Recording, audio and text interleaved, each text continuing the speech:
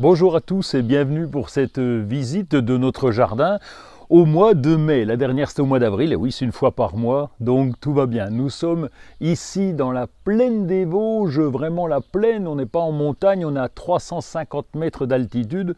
Il n'empêche, on peut quand même encore avoir du froid avant les fameux seins de glace du 15 mai, 11, 12 et 13 mai exactement. Alors ce jardin, pour vous le présenter rapidement, eh bien, il fait environ 1000 mètres carrés à un poil près.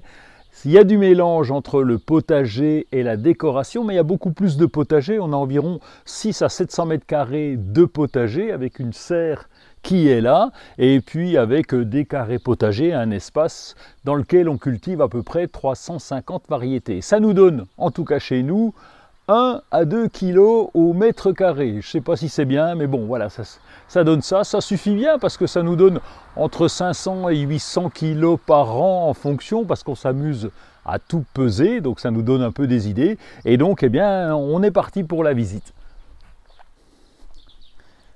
Alors il y a des parties qui ne sont pas encore cultivées, c'est le cas ici où la terre est préparée, on l'a aérée avec la grelinette et l'aérofourche, et là je pense que la semaine prochaine on va semer d'abord les cucurbitacées, les petits pois, les haricots, tout ce qui craint plus, et puis on va installer aussi des tuteurs pour les tomates, et dans la serre on mettra les aubergines. Alors on va chercher nos plants la semaine prochaine. Encore une fois, je vous disais qu'on attend le 15 mai pour être sûr que les températures ne sont plus du tout négatives la nuit. Oui, je sais, ça peut surprendre certains, mais ici, c'est les Vosges, même si c'est la plaine, il peut encore faire froid. Donc nous sommes très attentifs à la météo en ce printemps. Mais bon, par contre, on a de la pluie assez régulière en ce moment, donc ça c'est une bonne chose parce que ça nous permettra de limiter les arrosages, et c'est tant mieux.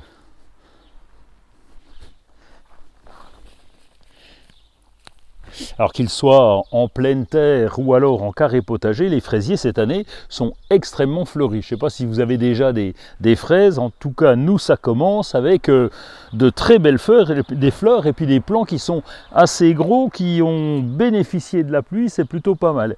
Ici vous voyez ce genre de tombe en blanc, c'est pas une tombe, hein, c'est simplement les pommes de terre. Alors on a mis de la paillette de chanvre parce qu'on en avait pas mal cette année, donc on a planté les patates d'une façon simple, on a juste aéré le sol, on a posé les tubercules dessus, on a recouvert de paillage, de chanvre, et bon, je vous montrerai là-bas, ça commence déjà à pousser, donc ça vient bon. Petite particularité ici, et là on va le surveiller parce que vous voyez peut-être ce chou d'Aubenton, c'est un chou vivace, mais il est en train de se faire manger par les premières limaces. Tiens, il y en voilà une. Je sais, c'est des petites pour l'instant, mais elles vont pas tarder à grossir. Alors là, on est obligé de contrôler, parce que vous voyez que le chou, là, il est mangé. Donc là, je l'envoie délicatement chez notre voisin, tant pis. Et puis là, il faut surveiller ici. Et là, on va sans doute en trouver d'autres qui sont cachés. Là, voilà un kénopode Bon-Henri. Et là, c'est là où elle se cache. Bon, là, ça va, il n'y en a plus. Mais il peut y en avoir ici, près de la Centaurée. Enfin, bref, elles viennent se cacher là-dessous. Et ensuite, elles vont dévorer notre chou d'Aubenton, merci bien. La rhubarbe, eh bien, ça va commencer à être intéressant. On vient de couper une fleur, 2 fleurs déjà, vous voyez, voilà les emplacements où nous avons coupé les fleurs. Le principe, c'est dommage, hein, parce que la fleur est magnifique, ces fleurs de rhubarbe, mais l'idée c'est de conserver au maximum, enfin de développer au maximum les feuilles. C'est pour ça qu'on supprime les fleurs, puisque ce qui nous intéresse c'est le pétiole des feuilles, donc cette tige qu'on va faire en confiture, en tarte, etc. Donc voilà, là il y a des petites fleurs qui repartent ici ou là, comme celle-ci. Voilà une fleur de rhubarbe, une petite, hein. Il y en a des plus grosses et des bien plus jolies. Encore une fois, c'est compliqué de choisir entre le beau et le bien manger. Et puis tiens, les pommiers sont en fleurs. Alors les cerisiers ont terminé leur floraison, les pommiers sont en fleurs. Lui c'était une palmette que j'ai pas taillée les premières années parce que j'ai pas eu le temps, donc je l'ai récupéré ensuite pour en faire un arbre un petit peu, allez, on va dire trapu, c'est pas vraiment une palmette. En attendant, il fleurit bien. Et puis à côté, son copain, alors lui il n'y a rien à toucher, hein, c'est un pommier colonnaire. Donc lui, on ne le touche pas, il pousse comme ça. Et bon, là, ça fait un peu haut, mais normalement, il reste en colonne. Il n'y a pas à le tailler, sauf si vraiment il y a une branche qui se barre un peu à droite à gauche. Et là, comme tout est en fleurs, il n'y a pas eu trop d'eau, donc les abeilles sont là, il y a la ruche qui est là-bas, donc on devrait avoir une bonne pollinisation, donc une production fruitière intéressante.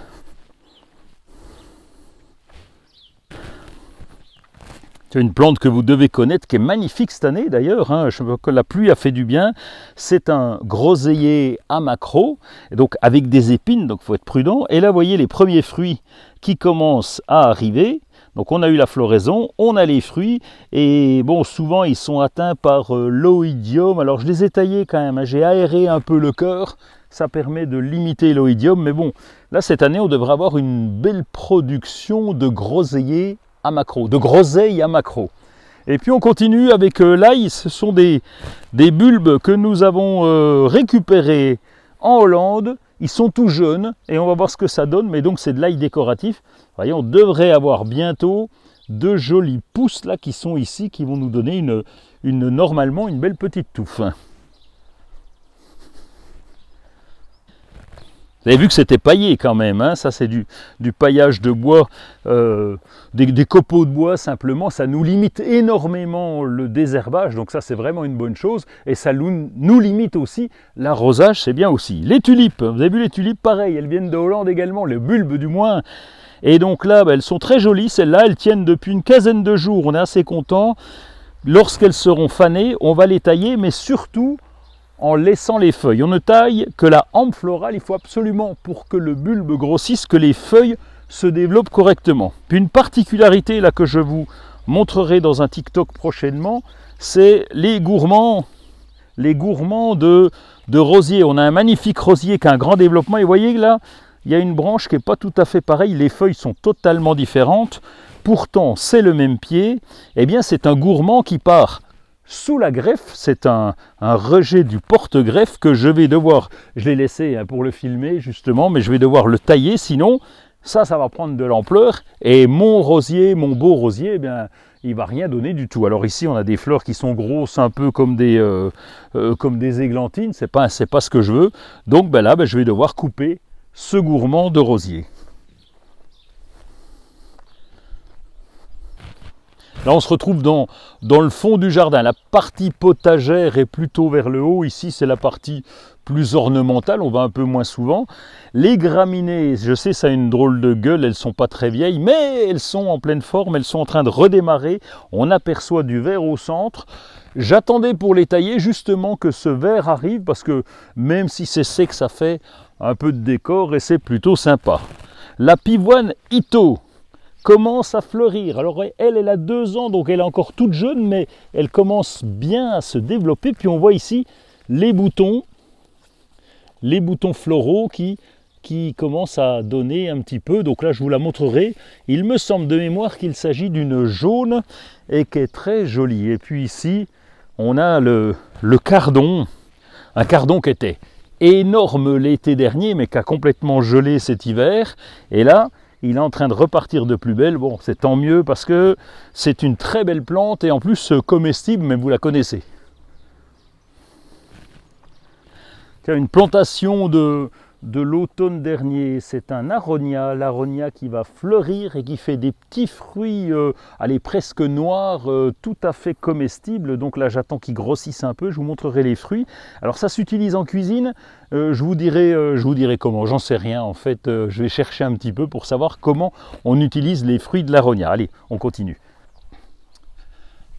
Alors j'ai eu des réflexions l'autre fois, enfin c'était au mois de novembre ou décembre, lorsque j'ai taillé ce bel Joséphine. Oh, c'est trop serré, il ne refleurira jamais. Bon, si heureusement il refleurit. Il avait besoin d'être taillé, je le taille, allez, sévèrement tous les 2-3 ans à peu près. Là, il avait besoin d'être aéré dans le cœur, mais vous voyez que la floraison est repartie. Alors, belle Joséphine, c'est une belle pomme qui arrive au mois de septembre, octobre à peu près, qui est assez grosse, un petit peu jaune et qui est très bonne pour faire du... Bon, d'abord à croquer, mais très bonne aussi pour faire du jus, donc c'est excellent. Voilà, belle Joséphine.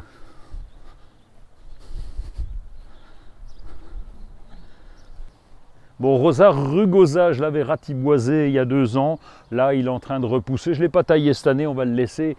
On verra bien ce que ça donne. Il fait des très belles roses. Vous connaissez le rosier du Japon, Rosa rugosa. Donc, avec des cynredons, le fruit du rosier qui est très joli également. Là, on a notre ruche. Alors là, c'est en activité.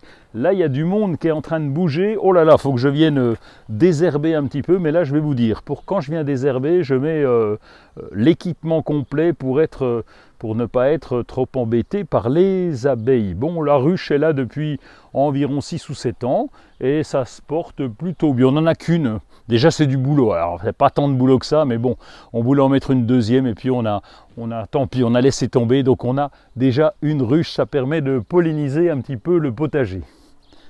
Bon, il y a de la neige au sol, c'est pas de la neige, ce sont les pétales de notre cerisier, plutôt merisier quand même, parce que ça fait des petites cerises qui sont grosses comme ça. Il a encore été magnifique en fleurs cette année. Ça permet de polliniser les 2 autres cerisiers également, donc c'est très bien.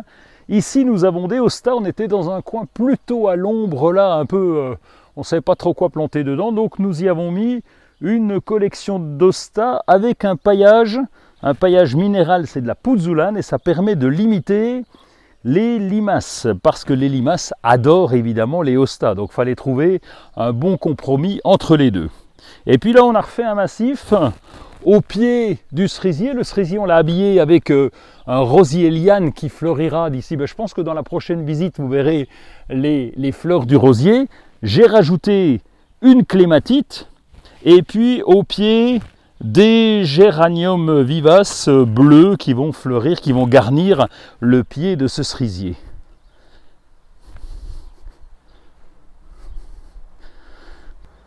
Bon, on revient dans la partie potagère avec les carrés potagers et les holas. Les holas sont tous remplis, on n'a encore pas utilisé d'eau de la concession, on a utilisé l'eau de nos récupérateurs d'eau. On en a rajouté encore un d'1 m3, on va en rajouter 2, ça nous fera 3 m3 supplémentaires cette année. J'espère qu'on va tenir le coup pendant l'été. Je passe devant une plante que vous connaissez peut-être, qui fait des très grandes feuilles. Là, un peu moins parce qu'on est en pleine période de floraison, c'est le réfort. Le réfort, on va cultiver, on va récolter plutôt ses racines. Ces racines, et vous savez, ça fait cette sauce, la sauce au réfort qui pique un petit peu. On passe devant une nouvelle tombe et là, enfin quand je dis la tombe, ça n'a rien à voir, on a nos pommes de terre qui commencent à lever, même principe, elles sont posées sur le sol, elles sont couvertes de paillage de chanvre et celle-là, eh bien c'est la Dolrenne, voilà, qui a été plantée le 10 avril. Voilà, on met toujours des petites étiquettes, c'est bien pratique pour s'y retrouver. Et ça y est, ça commence à lever un petit peu. Et sur la droite, ici cet alignement, on en voit une ici. On a récolté déjà les anciens pieds d'asperges. Et là, on voit les nouvelles. Donc on a remis des griffes parce que quelques-unes avaient séché ou disparu, peu importe. Et donc là, on a notre culture d'asperges qui se trouve ici. Bon, je vous parlais des fraises qui poussaient bien cette année, vous voyez, encore le cas. Donc voilà des fraisiers qui ont des belles feuilles bien vertes avec une floraison. Là, j'espère que d'ici, allez, une quinzaine de jours, on va commencer à manger les premières fraises, ça serait bien. Vous apercevez peut-être là 2 plantes qui vivaces, c'est du crampe maritime. Il est de la famille des choux et celui-là n'est pas attaqué par les limaces, c'est plutôt bien. Alors on mange les pétioles de certaines feuilles, des feuilles d'ailleurs, et donc on fait des petits trucs avec. Et puis là, tout fleuri, eh bien c'est le chouquel, K-A-L-E, qui est bisannuel, comme beaucoup de choux d'ailleurs, pas tous, puisqu'on a vu des vivaces. Eh bien celui-là est bisannuel, et donc il va fleurir énormément, il va faire ses graines, et donc nous pourrons les récolter. C'est joli comme ça fait beau, mais bon, malheureusement, après ça sera fini. On refait une visite au mois de juin, alors là, comme cette semaine, allez, ou dans 15 jours, on va planter les tomates, les aubergines, les poivrons. Je vous montrerai la serre toute prête et toute finie. Il nous reste à installer les tuteurs de façon à prévoir l'emplacement de nos tomates. Et cette année, on va essayer de faire une collection de nouvelles variétés intéressantes. On découvrira ça le mois prochain. En attendant la suite des événements, je vais vous laisser parce qu'on a un peu de travail là. Il y a du désherbage, il y a du bricolage de ça, de là. Et puis on se retrouve au mois de juin pour voir un jardin, mais j'espère qu'il sera complet et riche et varié. À bientôt.